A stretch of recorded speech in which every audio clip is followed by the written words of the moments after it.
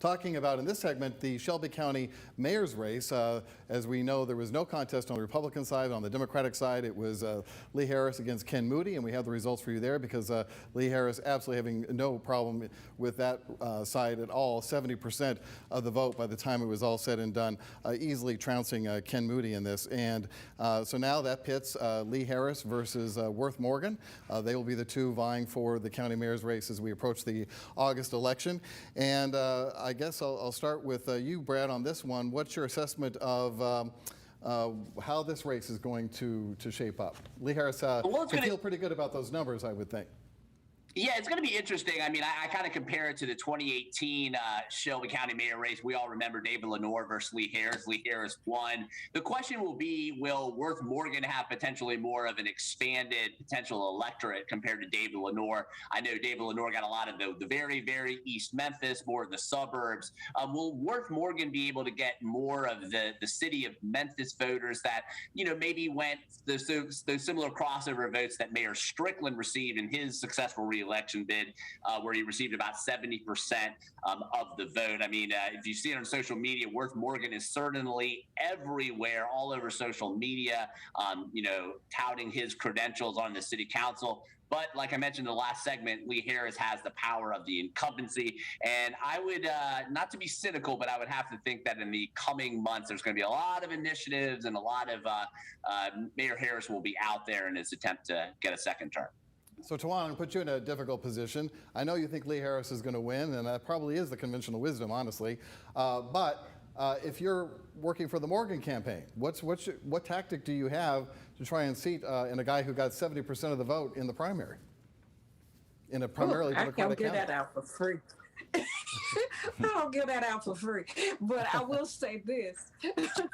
I do think when you look at the numbers, Lee Harris, unlike Steve Morrow winning with 49% of the vote, Lee Harris won with 70% of the Democrats, which is the best poll going right now. And if he can win with 70% of the Democrats in the general election, it's over.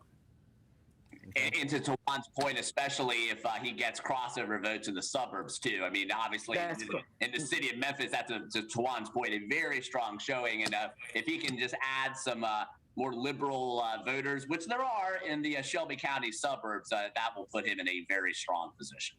What's your assessment of the race, Otis? I mean, Worth Morgan is worth a lot of money. And that's an understatement. The Morgan name helps explain that. So that's not going to be an issue in this campaign. He's going to be able to have as much money as he possibly needs to run as many ads as he wants, as many mailers. All of our mailboxes expect to get filled up with Morgan mailers. How do you assess his biggest challenge at this point? Well, I think his biggest challenge is, yes, he has all the money that he needs, but money is not going to be the determining factor here, Richard. The question is going to be, especially for Memphis voters, and let's look at the numbers here. Tajuan sort of touched on this. The numbers in this countywide race favors Memphians if they turn out to vote. And a lot of Memphians are going to tell Worth Morgan, where have you been? What have you done for my community? What have you said for my community? I think it's going to be very difficult for him to answer those questions despite all the money that he has. Now, I talked to a lot of Republicans last year, Richard, and they said that the one thing that they were going to go after Lee Harris on was how he handled and the health department handled the rollout of the vaccines. And we have to admit that it was a shaky rollout early on. The health department director had to resign. But this is a year and a half later. People have moved on from that. Most of the Republicans will certainly have moved on from the pandemic, so they can't really make that a campaign issue a year and a half later. So I don't know how the Republicans plan to attack Lee Harris when he gets 70% of the Democratic vote in the primary, albeit it was small. We've covered politics. And to follow up on Otis's. I was just going to say, we've covered politics, and you're part of this group, Brad, to know that there's always some council members who kind of get in front of the camera, they feel passionate about issues, they want to be interviewed for stories. It's true of county commissioners, it's true of state lawmakers, and then there are those that are just absolutely fine being under the radar, and you might go a full calendar year without seeing them being interviewed by a single TV station or newspaper.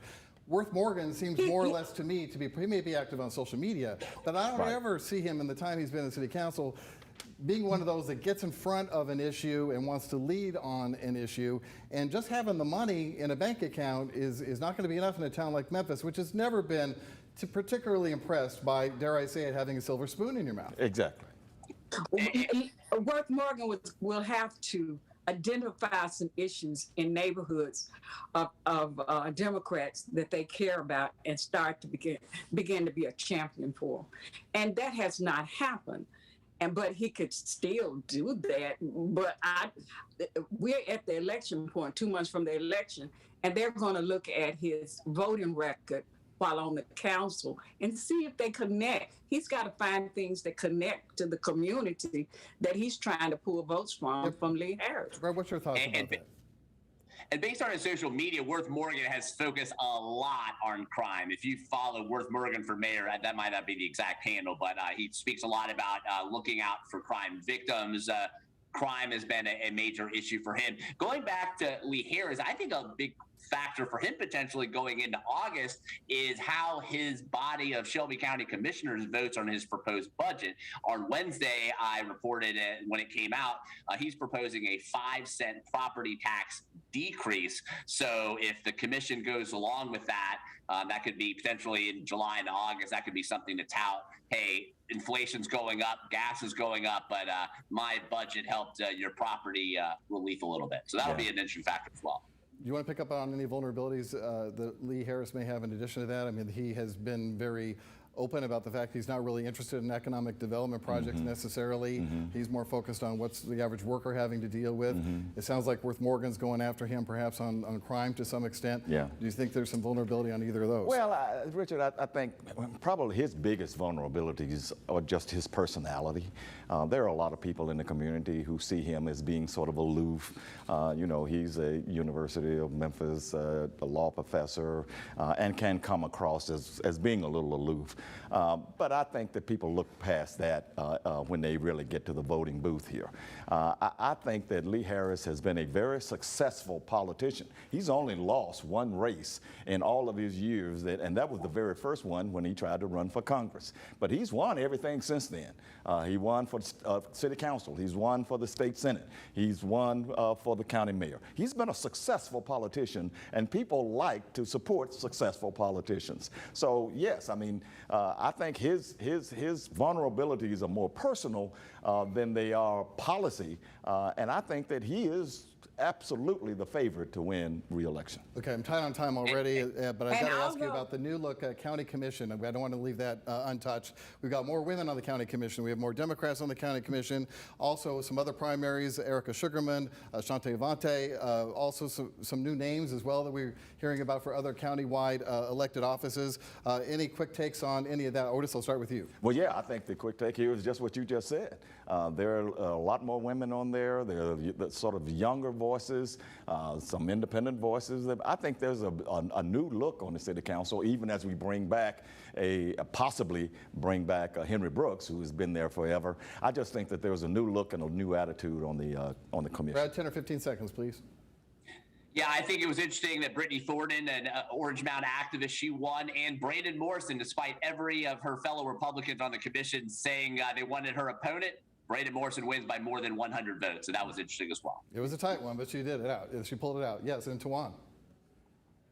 Well, I just really think that it was a good day for women in politics. It was a good day for Brandon Morrison, and it was also a good day for community leaders like Charlie Criswell, as well as Brittany Thornton, to think that you can work on the grassroots level for a long period of time, and then your neighbors move you up to a seat of leadership. That was a good day. I really like the Charlie Caswell election. I think I forgot to mention that. I agree. Of everybody who got elected, Charlie Caswell is most deserving because he's been a community leader for years. I said, yes. Otis, if Charlie Caswell won that night, I don't care who lost, I'm going to be a happy woman. I'm telling you. Because he's worked that hard. He's done a lot for Frazier. We'll take a break. When we come back, we're going to talk about the state legislative session winding down for another year and some of the comments and actions of the governor.